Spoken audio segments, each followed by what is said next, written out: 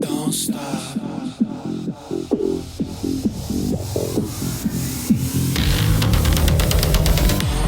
Hi, thanks for joining me. I am really excited about this next guest. Her name is Natalie Huber Rodriguez, and she reached out to me because she wanted to talk about the LGBTQ plus community in the Native American culture. And this interests me for several different reasons. First, the reason why it interests me is because me and my aunt, which you would have heard on a previous earlier podcast when the podcast first started, I think it was season one, where we talked about where we both did DNA tests at the same time during COVID. And we learned a lot about our family. And the reason why we did these DNA tests is because we were told growing up, both of us, that we were both part Native American. And I will say that my grandfather, my father's father, and her father, my aunt's father, did look like he had the features of a Native American. And we just thought that was sure. I don't feel like I have any features of a Native American, and I don't think my aunt really does either. And so when we did this DNA test, we found out something interesting. We found out that my grandfather was not really my aunt's father. And we did 23andMe first, and then we did Ancestry to confirm. And I had cousins coming up on my side for the Randall side, and she didn't have any of these cousins, and there were people who she didn't know. And so it didn't make sense. But she learned this in her 60s that her father that she grew up with was not her biological father. And now that both of her parents or my grandparents are both dead, we don't have any way to really find out more information unless she decided to go out and reach out to some of these people that are coming up in her 23andMe or Ancestry profile as cousins or whatever. And she's not interested in doing it. She's 69 years old and she's not interested in it anymore. But I think that was one of the reasons why, because I still feel a connection to um, the Native American culture because I still somehow think my grandfather is part of that. And I think it's really interesting just how, they've been around, for so long and with an LGBTQ community in them because they have a thing called Two Spirit. And you have to just listen to the episode to learn more. I didn't really I've never heard of Two Spirit until I don't know, maybe 5 years ago, during Pride Month, there was a sign that came up, for a promotion in New York City for New York City Pride where it had, gay, lesbian, bisexual, transgender, all the different ones, and then they had Two Spirit, and I had to Google what Two Spirit was because I didn't even know what it was. And it's part of the Native American culture, a Two Spirit person is. So it's Google it if you don't understand it after you talk with Natalie, but I think it's fascinating that Two Spirit has been around, for a very, very long time. So it's fascinating to me.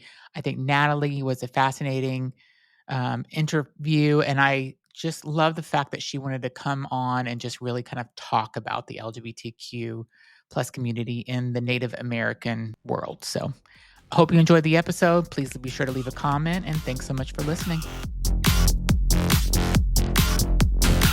Hi, thanks for joining me on the Everything and Anything and a Bit Gay podcast. Today I have Natalie Huber Rodriguez joining my show.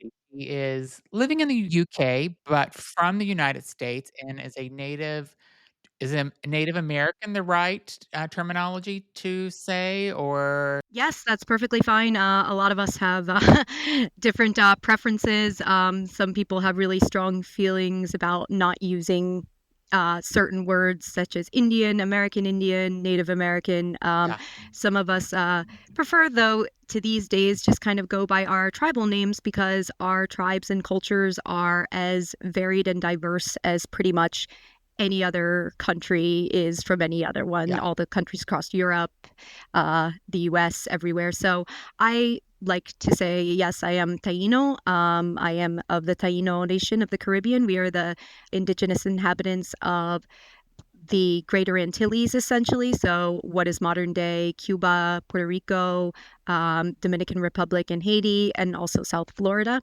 Um, and we have very big communities throughout the United States through immigration, particularly in areas Mhm. of New York that have a big population of immigrants from the Caribbean. But yes, Okay. for in terms of the greater context, you can say we're part of the Native community or the Indigenous American community.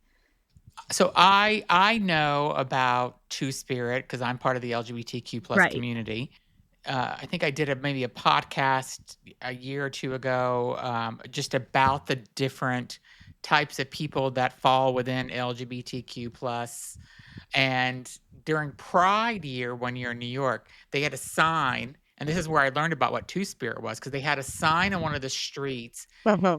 listing all like what LGBTQ plus, but then they went further and they started listing Two Spirit and they started listing other things. So I had to look it up to see what Two Spirit was because I never heard of it. So can you tell listeners that are listening that may not know what Two Spirit is, what that Sure. means? So, Two Spirit is a modern term in of itself. What it symbolizes and what it kind of encompasses nowadays is obviously far more ancient within various indigenous cultures, but the term Two Spirit is relatively new. And I should also say, just for the record, that some people don't like the term. They find it a bit too binary and a bit too colonial as well, which I understand and is valid. What it has become in terms of when, like you said, you've seen it in use at Pride and other event, any LGBTQ plus events.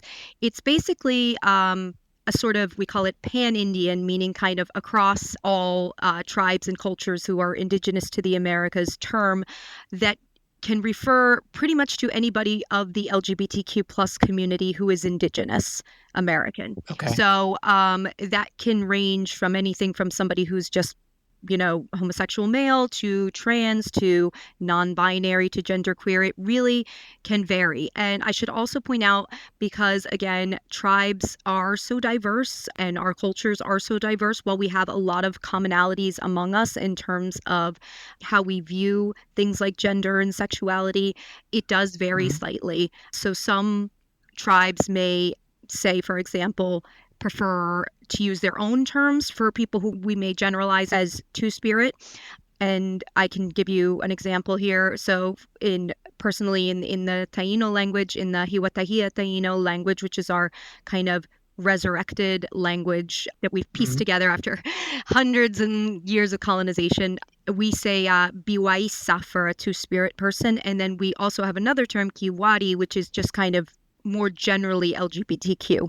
But within the Two Spirit community, everybody who I know who identifies as Two Spirit is very happy and proud to do so.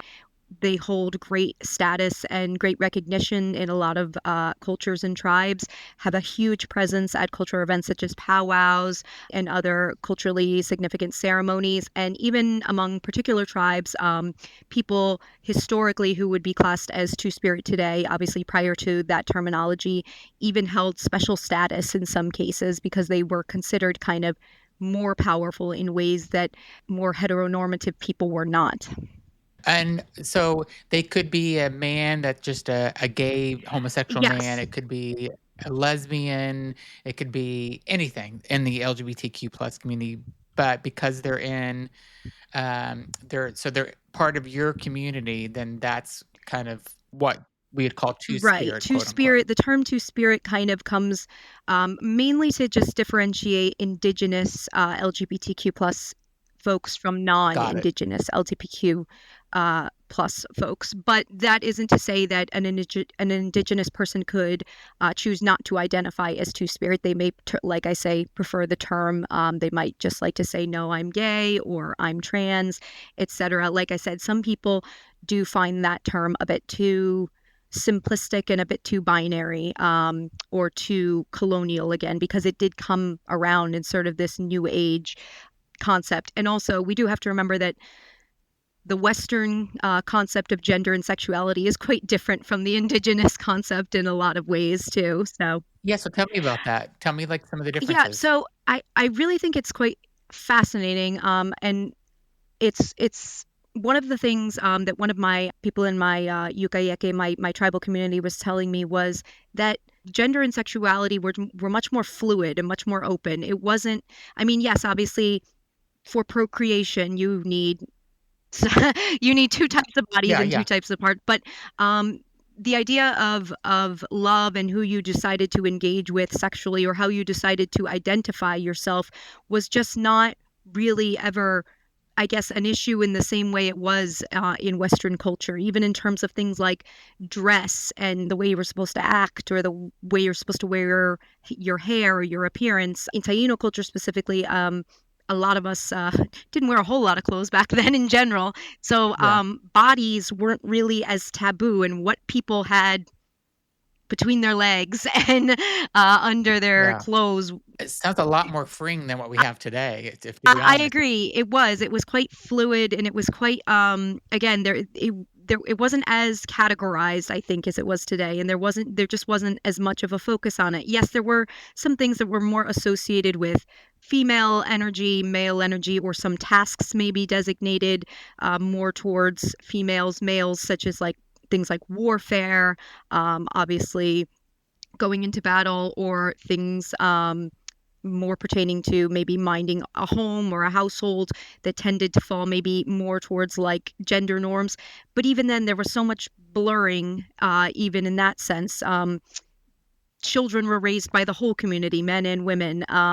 It wasn't just up to one gender really to do that. In terms of warfare, even funny enough, in some cultures, some indigenous cultures, women, if there weren't enough, say, sons in a family, some women were chosen to be raised as or essentially live as men so that they could have more, bodies in war, or more soldiers, essentially, more warriors on a battlefield, strength in numbers. These were, at least in the Crow culture, they were called many-hearted women.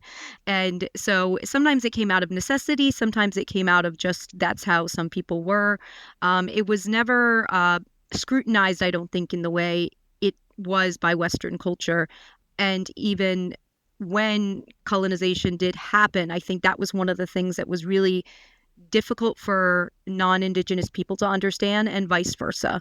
This idea that women and men there was like this more separation, and anything masculine was here and anything feminine was here, and then nary the two shall mix kind of thing. And is this common across other communities or just your community? No, it's quite common across many communities. Are you familiar with the actress Lily Gladstone? Yes, Okay, yes, yes. she is a Indigenous person. She is of the Piegan Blackfeet Nation, but she is also identifies as Two Spirit, and her pronouns are she, her, but also they, them. And the way she explained it once, which I thought was really fascinating, when people asked her more about that, about her sexuality and gender identity, she said, in the Blackfeet language, we don't have gender pronouns. We never did. We only had they, them. We only had like you, me. Like there was no he, Yeah, she, his, her. So to me, that whole concept itself is quite new. And those of us who have been in this community and passed on these teachings and these traditions for thousands of years, it is still quite new to us. And so her explanation of that was, not only is it obviously how she prefers to identify, and it's truer to her identity in terms of her sexuality and gender, but also she felt it as a way of sort of reclaiming her indigeneity, and kind of a sort of pushback against colonization in that way, to say, no, I don't have to fall into your heteronormative gender pronouns, because we never used them and we got yeah. along just fine. So So, is there any homophobia, though, in any of the in of there course, is? yes. I'm sorry to say, it would be amazing to say, no, everybody was great and loved each other, and fully accepted everybody of varying sexualities and gender identities. Obviously, I don't think, unfortunately, that's true in any culture. I really wish it were. Yeah. Hopefully, one day. But yes, of course, there's been, and it was, I mean, a lot of it, I do think we can say it definitely became more prevalent post colonization once those attitudes, those sort of homophobic attitudes started coming along more, as particularly Mhm, with the introduction of Christianity and mhm. forced conversion of Christianity and the ideas associated with it then. Um, but I have even read like that there have been instances of in the past such individuals who were considered Two Spirit. Again, this varies so much between tribes and between um, cultures that it really can't be generalized. But they were often sometimes mocked and ridiculed. Particularly, I remember reading about the Lakota people known as the Winkte. That was basically essentially the term for gay men or even just effeminate men.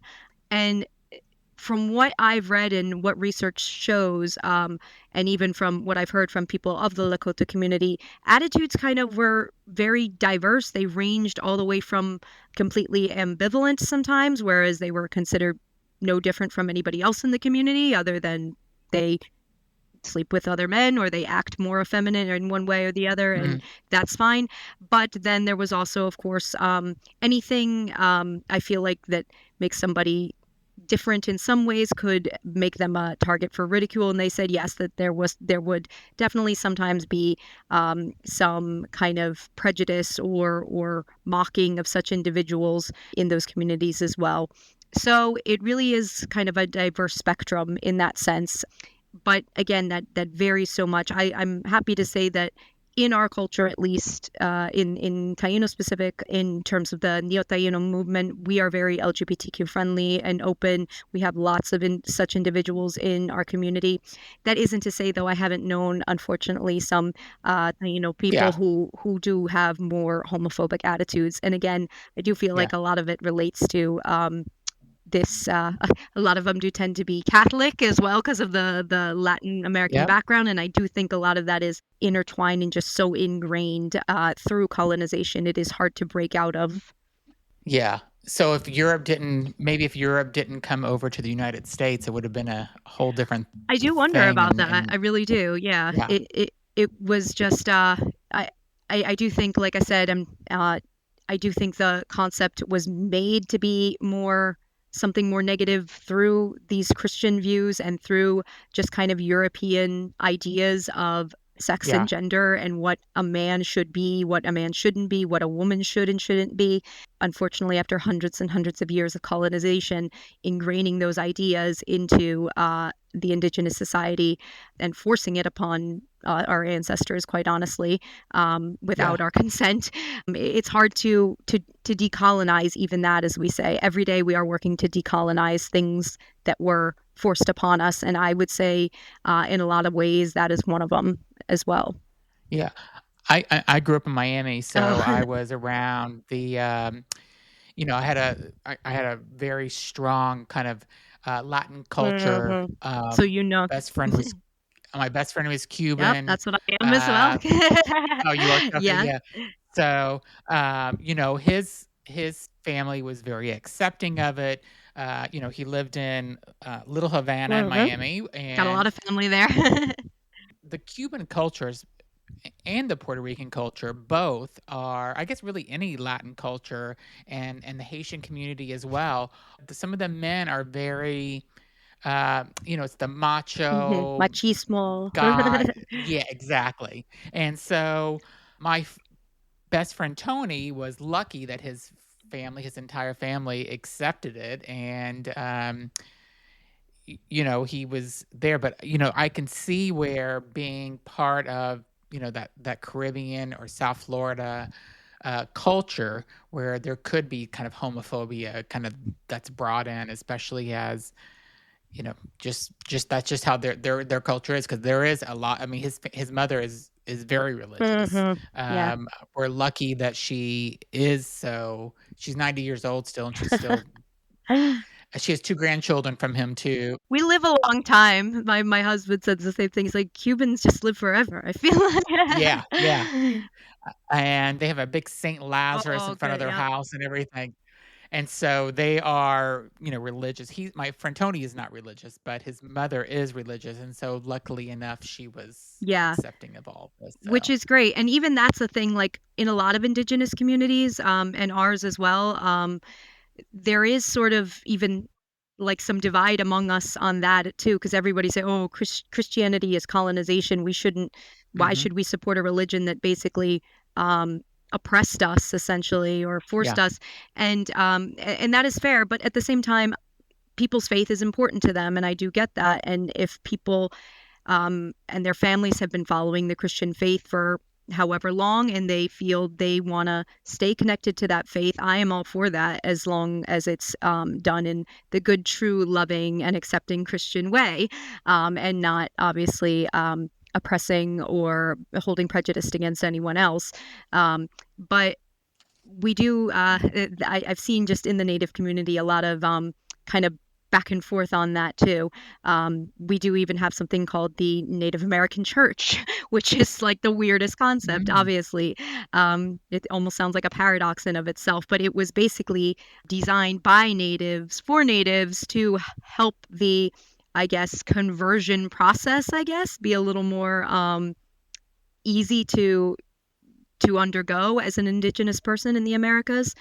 okay, And particularly, as you'll probably know, growing up in Miami, there is a lot of what we call syncretic religions, which are like sort of blending of Christianity, particularly Catholic Christianity, with more indigenous traditions. So I'm sure in Miami, I know I've seen it everywhere. You've probably heard of and seen iconography for Santeria, oh yeah, for things sure, like that. yes. Yeah, exactly. It scares me actually a little bit. I So, know. Or yeah, my great aunt was a big I think yeah, she still is. She says she's not, but um, yeah. Well, my friend Tony, I think his mother, he calls her a witch because there's something. bruja. Yes, exactly. So, Yeah, see, that's one yeah, of those examples because when you look at that, I mean, that yes, they use a lot of iconography of the Catholic saints and hmm of, Jesus and everything, but then there are so many things that if you break it down and having studied, anthropology and folklore like I did, right away. I'm like, right, this is not Christian. This comes from indigenous and even hmm sometimes African ancestry for African ancestors who were brought over during the slave trade. So a blend of their kind of folk religion and traditional beliefs, and then it sort of became this kind of new, very different, very unique thing.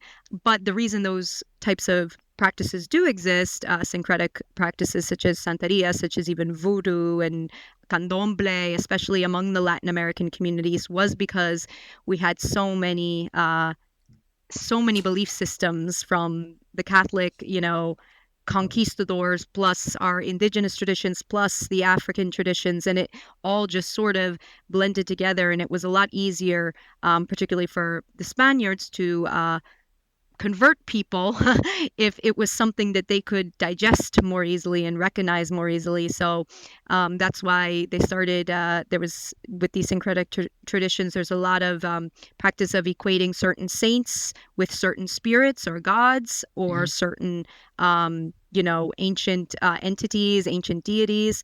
And as long as you look like you're praying to the right people, usually it's fine. yeah, And I always thought that that was a really brilliant and innovative way for our people to kind of keep our own traditions while still surviving, because a lot of the time it was if you don't convert, you're dead. So we'll yeah, say, okay, I'll pray to your God or your saint or your this, but in my mind, he's Atabe or he's Yukahu or but if you want to call him yeah. this, I just think they'll will think it's like I say a different manifestation of that same spirit. So I always found that really fascinating, and just one of the amazing things that came out of obviously colonization itself was a horrible thing for in pretty much every other way, but it really that I think is a beautiful thing that came out of it. And we'll be right back. Okay, and now back to the show. Do you have, is your community in Cuba, and would you ever want to go to Cuba? I have been several times. Yes, I still have some family there. A lot of relatives have immigrated, of course, and mostly live in the Miami area as well. Yeah. Also, parts of New York, North Jersey, etc.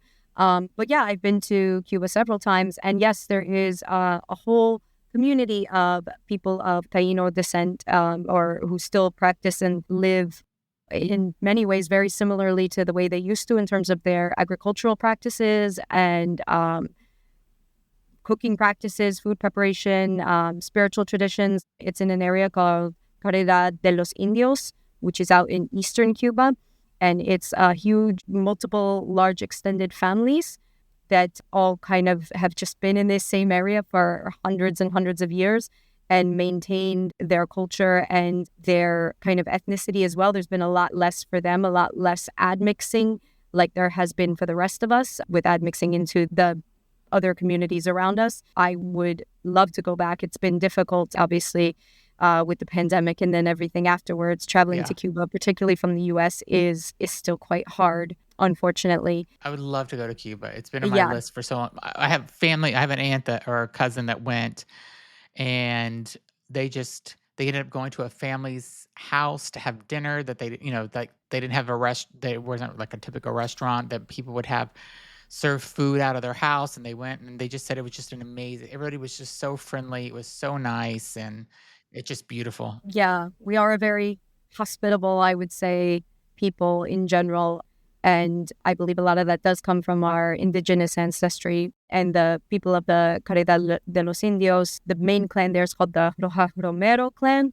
And we have a cacique, which is a chief. His name is Panchito. He's quite old as well. I want to say he's got to be in his 90s. But another scholar from the Taíno community has written a whole book about him. There's been a lot of books written about him and the Taíno community in general down there, and just how much they've been able to preserve in light of everything, in light of through it all, through colonization, through the revolution, through all of it. It's still very much preserved in the ways of the ancestors, which I think is quite amazing. And yes, I would absolutely go back anytime if it was more feasible to do so, and would love to go back. I'm friends with on Facebook with some of the people of that area still, the Roja Romero clan, and they, obviously it's a bit harder for them to communicate digitally with Yeah. the way things are in Cuba. But whenever I do hear from them and I see the pictures they post and the videos they post of their ceremonies and their get-togethers and everything they do, it's just absolutely amazing. And I've been invited many, many times to come back. They're like, "Oh, when are you coming back around?" Yeah. Like, hermana, sister, like, come, come, come. So there's a lot of history here, right? Like there with Two Spirit, with LGBTQ plus whatever you want to call it. There's a lot of history there. Why do you think it's important to kind of keep that visible? Do you think like the Western world is kind of almost not paying attention to this any longer, or that it's kind of being phased out in some ways, and there's just so many other things that people are talking about? I mean, I'm happy to say I think, honestly, I don't think it's being phased out. I think it's being given more recognition than it's been in the past, which is good because for a while, Taino people were considered extinct, even up wow. until relatively recently. It was written in all the history books everywhere that we were extinct. There was absolutely nobody left with any Taino blood, no remnants of the culture and of the heritage, which was really odd, especially when I remember it had the moment when I was in school in seventh grade and reading that, and I'm like, wait a minute, that's what abuela is. Abuela is Taíno. She always says Yeah. she's Taíno. Like we are Taíno. I know we're Taíno. Yeah. And so how can I'm sitting here reading something saying like that our culture and all people are extinct, and I'm like, I know plenty of people who are proudly Taíno and keep up the traditions, keep up the customs. Like I said, we've just spent a lot of time and resources reconstructing our language that had been pretty much dead and buried, or considered on the books at least dead and Mhm. buried for hundreds of years through a lot of scholarly and linguistic research. We have, like I said, in my community, we have caciques, we have chiefs, we have people who hold special status as healers, as storytellers, as keepers of tradition. And this is all thanks to our resilience and our indominance. And I do think, obviously, that is something that is always important. That is something that should never go away. It's always important to remember who you are and where you came from, especially if you are from a group that was the victim of cultural oppression, cultural subjugation, which we were. So I think we've made huge strides in that in just even within my lifetime alone, seeing us go from extinct. I've literally seen the Wikipedia page change in my lifetime alone to Wow, say, that's pretty this, amazing. I know. It blew my mind one day when it was just like, I was like, everything says extinct, extinct. And then when I went and looked back, it said, previously thought to be extinct. However, there are now communities in Puerto Rico, in Cuba, and in the Dominican Republic, etc. And I was like, see, look, they've actually listened to us. They have, when we, we can, as you probably know, we can be very loud people. And when somebody told us or somebody heard that people were saying we were extinct, we very loudly stood up and said, no, we are not. We are here. And I also think the lessons that we can bring in regard to certain attitudes, like towards LGBTQ individuals, towards this, non-heteronormative, non-binary kind of way of thinking about gender and sexuality, I think are especially important nowadays for what I think are obvious reasons, is this idea of acceptance, of just allowing people to be who they are. Like I said, how I started off, it was never really even a thing for us. It was Yeah, just people who were who they were, and they loved who they loved, and it was never didn't even matter. given a second thought. Yeah, exactly.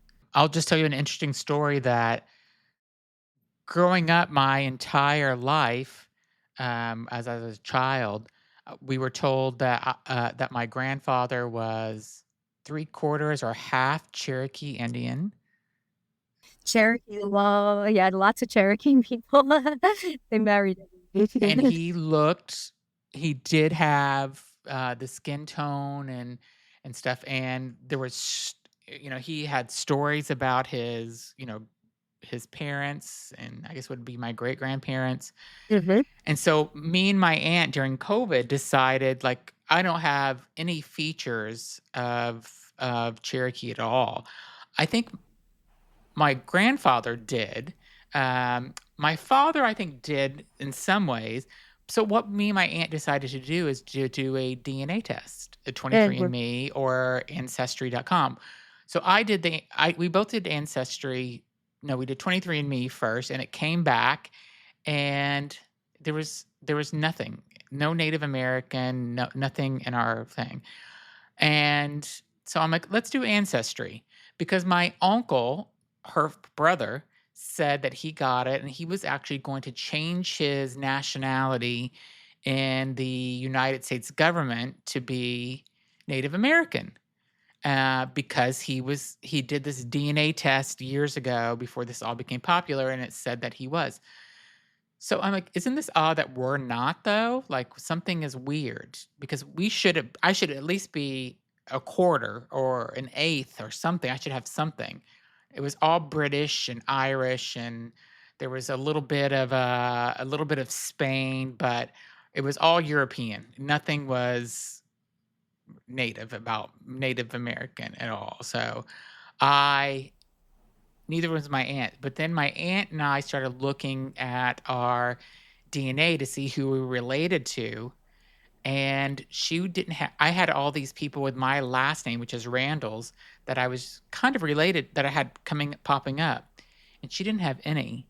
So we found out through this DNA test, not only we had no Native community in us at all, but her father, which is my grandfather, was not even her real father.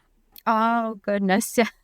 You never know what you'll find with those things, right? Oh my God. Yeah, so she was 65 years old and found out that the father that she had her whole life was not even her biological father. So, Yeah, I mean, I will say just those DNA tests are a bit controversial in the Indigenous community as well, because you can't get tribal affiliation or tribal status through DNA alone. At least in the US, for federally recognized tribes, you do have to kind of have some sort of like documentary evidence, as opposed to just saying, yeah, here I took this test, here's my percentage or something. So that being one thing, but also in terms of how accurate they are, it's hard to say. I think they're like, again, having studied anthropology and genetics, it's easier, obviously, for people of European backgrounds to get more accurate results for that, because they go by a reference selection of people they've yeah.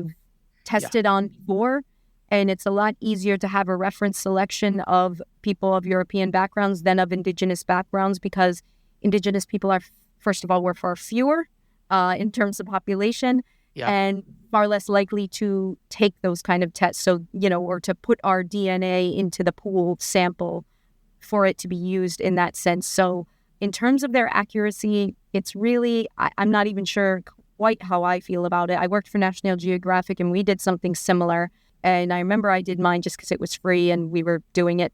I was working there. I said I might as well. And it was pretty much what I expected in terms of, I'm like, right, okay, there's the Indigenous heritage. There's the Spanish in there as well. Dad's side, very, very, very great British Isles, Yeah. European, some German as well. So I will say with those, kind of take them with a grain of salt. You may still very well have some or have a Cherokee ancestor. It could be just by the time it was so far back enough that it wasn't enough to show up in those results. That's another thing that doesn't it has to be within a certain generation back for that DNA to be able to pull through to a tangible percentage. So even if it was, say, one or two more generations back than you thought it would, it wouldn't necessarily come up. But That is does it? so interesting. It makes sense. Yeah, again, genetics can only tell you so much and go so far back. So I do always caution people with those things, particularly in countries like in the United States, where we are a nation of immigrants, more or less, unless you are Indigenous. Some people want kind of this sense to know where they came from and their Yeah. cultural heritage. And my husband, who's Scottish, laughs about it all the time. He's like, only Americans do that. That's not a thing here. We know we're Scottish. We know we're this. We know we're Yeah. that. But it is, I do think, because, we are a nation of a very admixed population, and we want to know our deeper cultural heritage.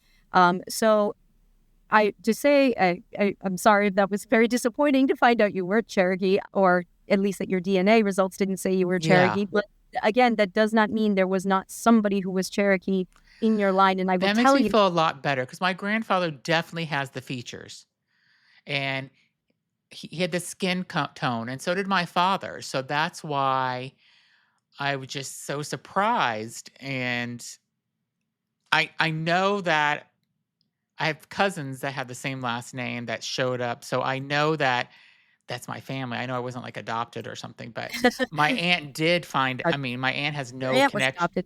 adopted. My grandmother basically had an affair with Well, someone, and she can actually my aunt could actually she has some cousins that are now showing up mhm. that she could reach out to and probably find out who her father was, but she has no desire to do it now. Yeah, which is fair. I get that. I mean, it must I have mean, been, he's most likely dead anyway, or if not, he'd be 100 years old. yeah, But she just, doesn't care. She says the father that raised her is her father. which is perfectly valid as well. Yeah. I found out too through when I was researching my family history records that my grandmother was raised by the people she thought were her parents were actually her grandparents, and the woman she thought was her older sister was her biological mother. Because, yeah, that's how it was back in the day. Her biological mother, was about 16, got pregnant out of wedlock, and of course that was a big no-no back Yeah. then. So she kind of just quietly had the baby, turned it over to her parents, and then the whole narrative throughout my grandmother's life, all of her, and the life and death of her parents, Mhm. mother, everybody, was that was her older sister, and those were her parents. And then it didn't come out. She didn't find out until she was much older herself. And then I, of course, didn't find out until I was looking through our records, and I was like, wait, who are these people that are coming up? So it is kind of crazy what you can find through Slippery that. slope with DNA tests, but Yeah. a good story is that my good friend in college did a DNA test and just found, and she was adopted, and just found her real mother, her real father, and her grandmother, and she has a sister that looks exactly like her. Oh, that's great. Yeah, see, those things, I mean, that's the thing. They're really a double-edged sword sometimes, They or are. they can be beneficial, but then you might find some things maybe you didn't want to know. Um, can have been used in solving crimes, which is Yeah. great. But then on other side of that coin is some people say, oh, now my DNA is out there and could be used maliciously, etc. Yeah. So they are, people have a lot of feelings about them, but I do say, like I say, take them with a grain of salt. They're not 100% to the T, and they only can rely on so much information that they have.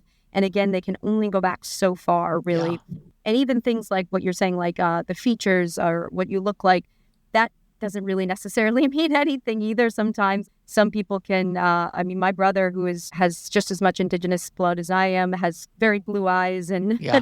and is tall and thin and freckled. And it's just genetics are so Yeah. weird that way. I have known natives of all people who are part of the native community of all skin tones and colors and eye colors and physical appearance. It really doesn't come into, I mean, yes, we have this idea in our head of traditionally what we think, but because of so many years of colonization and intermarrying and even between tribes, even between countries, etc., we do have a much more admixed population in general. And in my opinion, nobody's 100% really anything anymore. Yeah. So Yeah.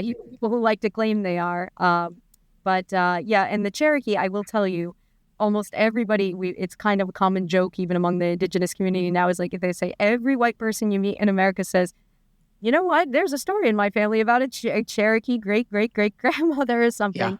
And we have a few theories on that. And one is that I have some friends who are Cherokee, and she's like, well, we, unlike a lot of other tribes, we intermarried everybody. We adopted everybody, which is true. That's why the Cherokee are one of, by population, the biggest tribe under federal, with the biggest Yeah.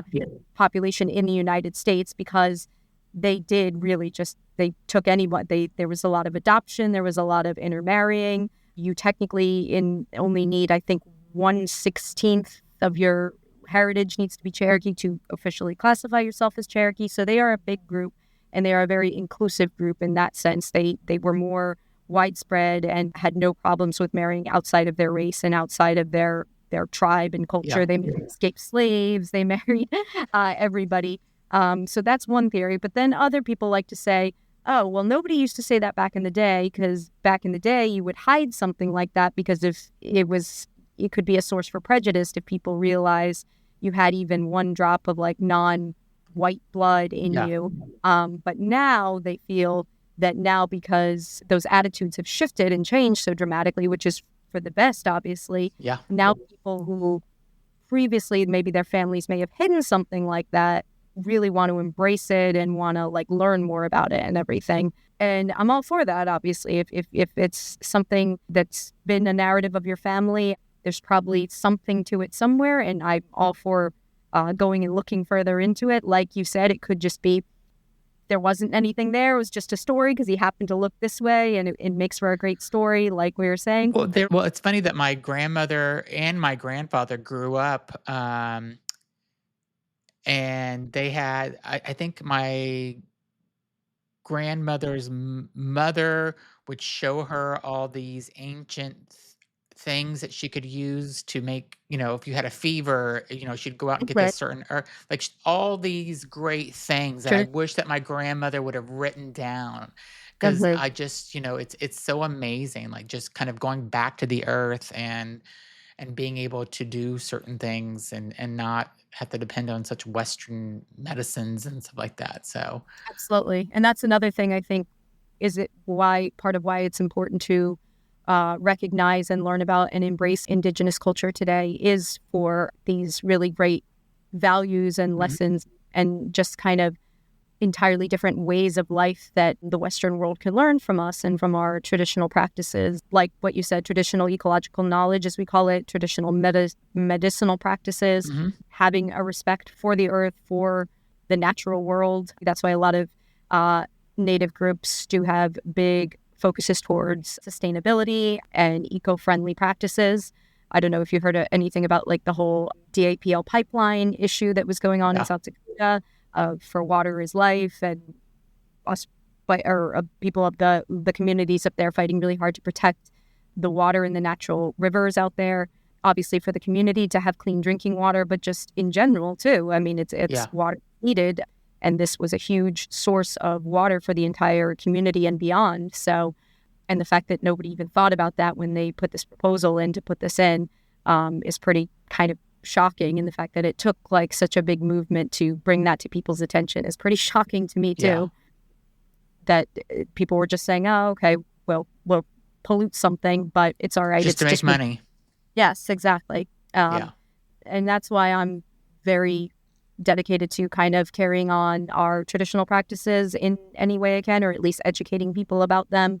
from everything from our views, like you said, of nature and the natural world to even how we treat each other as human beings as well. I think that we can offer a lot of insight and a lot of really unique perspectives. Well, you've been an awesome guest. What's the message that you would want to leave people? I mean, you've kind of gave a good message, but what's the one thing that you'd want to kind of close with that to make sure that people are thinking about? I guess it would be, I mean, Pride Month has just sort of, I guess, come to an end. But like, in my Yeah. opinion, I was like, no, Pride, you can be proud every month. Yeah. I mean, I get that same with like Black history, Latin history in general, Native history, but like every day is a time to be proud of who you are and proud of what you are. And that is part of you is also your ancestry and your heritage. And for those of us in the Indigenous community, a lot of times that is all that we have. A lot of other things have been taken from us. So our heritage, our tradition, our practices, our oral culture, things that have been passed down, even as you've said, hearing stories, word of mouth, Yeah. generations and generations, is all that we have left in some regard. And so we value that, and we would like others to see the value in that. And we think it can, in a lot of ways, bring insight to how we treat each other and how we treat the world around us and how we interact as human beings. And I think that's particularly true in regard to the LGBTQ plus community. Had to hiccup there. And the whole concept of the True Spirit movement and the fact that that even came out of Indigenous culture only in that sense, this idea of not just accepting people of who are non-gender conforming, or who are not heterosexual, but embracing them, giving them a platform, a space of their own, letting them have their, we recognize them, we see them, and we embrace them, and we love them. And it can go from either it's not even a thing or it's a big thing and they can be Yeah. proud of it too. But as long as it's positive, it's good. And I really hope that we at least can convey that message to everybody who is struggling any day with anything that makes them feel that they are not accepted for one reason or another, be it race, be Awesome. it sexuality, anything. If somebody wanted to get in touch with you or learn more about this, do you have a website or an email or anything that they could get or social media? My LinkedIn information is, I don't even see, I should. You know what? You can send it to me email and I'll put it in the description of the podcast. Sure. But if people do want to learn more about what is being done in Indigenous culture today, or things like the Two Spirit movement, like Mhm. the social justice issues that we face today, and that we're working to fight back against, I would highly recommend going on Indian Collective, NDN Collective. Great website for all of those resources and what you can do to learn more and what you can do to help should you wish to. That's awesome. You've been an amazing guest. Thank you so much, Natalie, for coming on. Yes, thank you so much for having me. Yeah, Really when I got appreciate your email, I'm like, yes. I said yes, yes, yes. I Yeah, wanted I I saw wanted to talk to you. that. Okay, he's enthusiastic. Well, Yeah, great. You great. were an amazing guest. Everybody, please be sure to leave a comment and let us know what you think about the episode, and reach out to Natalie if you have any questions. So thanks everybody for listening, and it was great having you on, Natalie. Thanks so much, Zach, for having me. Yep, pop 'em, as we'd say. Thank you so much. Have a good day. Take care. Bye-bye.